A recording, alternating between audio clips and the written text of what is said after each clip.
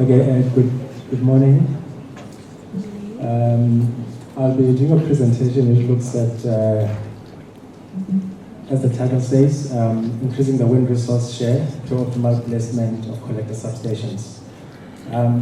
This is a work which actually is still under development with the input from Eskom as the grid operator. Yeah, but in here in my presentation, there could be some aspects of the abstract which are still missing, because Eskom has raised some concerns with regards to sharing some of the information, but the information will come later in the full paper. So basically, my presentation will really cover like a case for collector substation, and also looking not only on wind, but also solar in terms of designing how they should be done. Yeah, so I will look at the collector substation concept, and then at the grid design with collector substation, and then in conclusion at advantages and challenges of collector substations. As I start from this slide,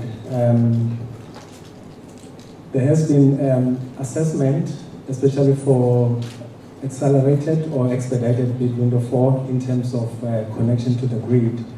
There's been a concern which was raised with regards to the interest shown for that bid window.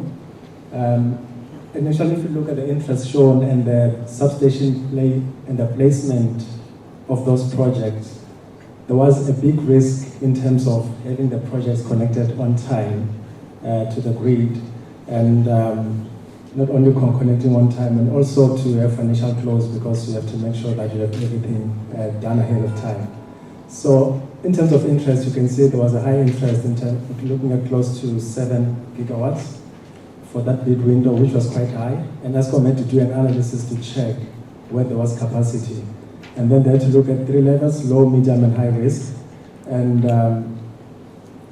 although in lots of substations there was capacity, if you can check the low risk areas, close to 13 gigawatts available. But there was a lot of applications which were in the high risk area where it will take a long time to put transmission investment.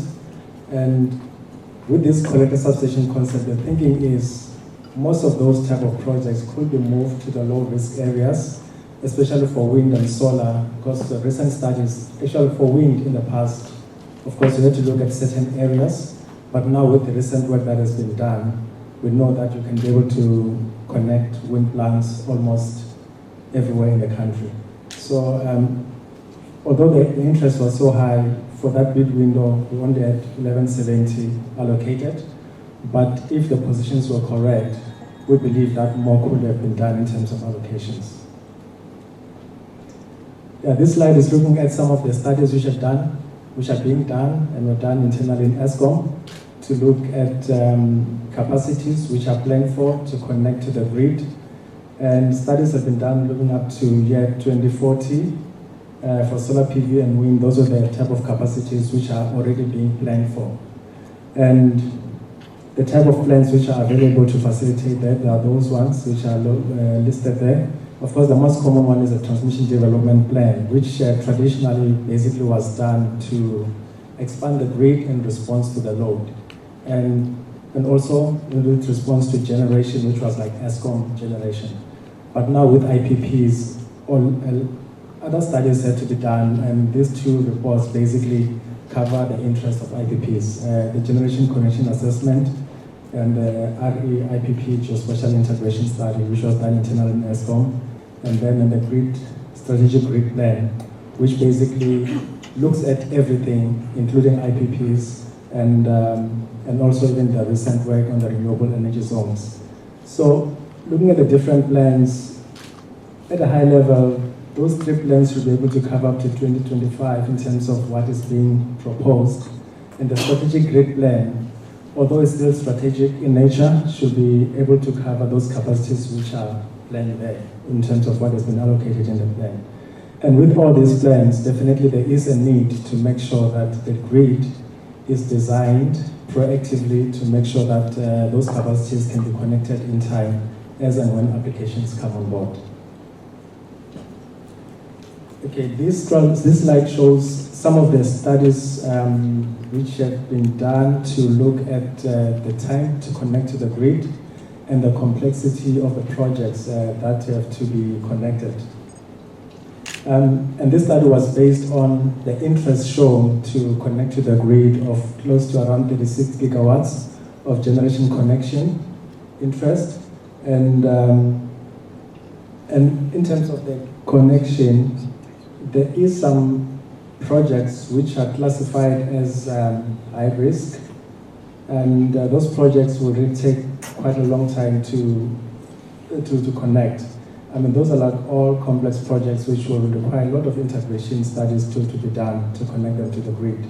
And most of these projects will look at new transmission substations, and although some of them could be, according to the color code, maybe in the 4 to 5 years, and some 5 to 6 years, if they've got, if they are classified as complex, then that means that there's a lot of interdependencies within the project. So to have them online might be a bit tricky, but the ones which are blue, green, and yellow, those projects can be connected much quicker. So there could be a focus to make sure that the clustering of substations or the collector substations could focus on those type of projects. This is another slide just showing like those projects which are already planned for. And this was a geospatial study to look at capacities, and the capacities that are planned for was close to 25 gigawatts. But this was all based on what IPPs applied for, not necessarily the best placement in terms of where the grid capacity is available. So there is another slide which shows the grid capacity available according to the plans which have been done, and if placement is done according to that, it can be much quicker. Yeah, so in this slide is basically similar to the previous slide, and but the most important one to highlight, if you look at the phases 1 up to 3, there's really not much in terms of capacity that will be able to unlock. But phase 4, that's where a lot of capacity can be unlocked, and for that one, we'll be looking at anything between 6 to 8 years to be able to unlock that capacity. But this, of course, is not considering the capacity which is already available to connect collector substations. So here, I just want to highlight, especially on the wind side, which was very much an unknown in the past in terms of if you can look at wind projects almost anywhere in the country, but from the work that has been done recently by the CSIR, of course, depending on the technology applied, you can be able to connect a whole lot of projects for wind, almost in a lot of areas where previously we thought wind projects would not be possible. So based on this, what we are saying that the collector substation and clustering concept should be allocated according to the capacities which are in the grid capacity assessment, GCA 2022. It looks at grid capacity for the grid that is planned, and there's like quite a lot of capacity that's available in most substations. And renewable energy zones as well. Of course, there's some data available there regarding environmental limitations or constraints, which also can be an area which we have to look at in terms of minimum constraints and grid capacity to be able to connect a lot of projects to the grid. This slide has got a lot of information, but what I want to highlight in terms of high-level capacities which have been identified from the transmission development plan, which, as I've said, is basically for facilitating load connection, but there's quite a lot of capacity if you look at the plan as it stands in terms of what you can connect at transmission level. And the GCA 2022 already has a capacity close to 85 gigawatts in terms of what can be connected in terms of new generation. And this is very much untapped because a lot of projects are in areas where there's no capacity, but the grid has a lot of capacity all over the place. And this, in our view, should be the focus of where most of the projects could move going forward.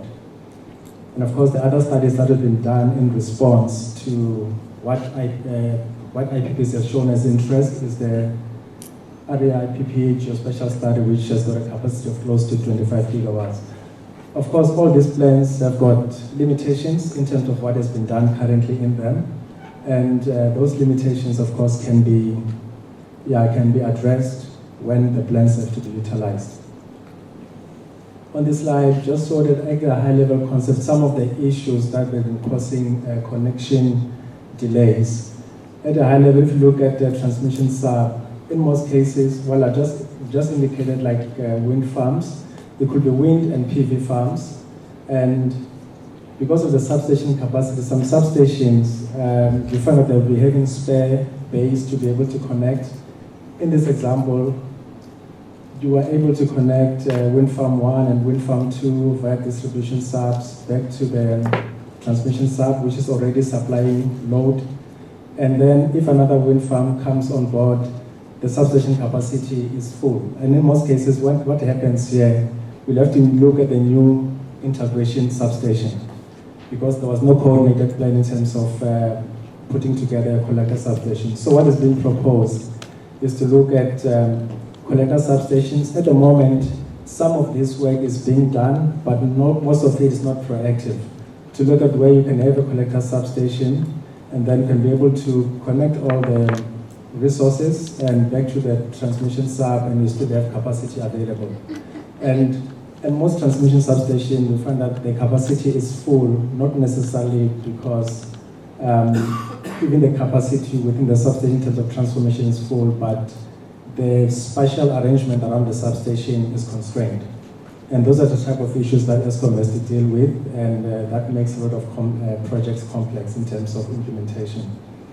Yeah, this comes out of the geospatial study that ESCOM has done recently to look at a concept in practice, how that is done.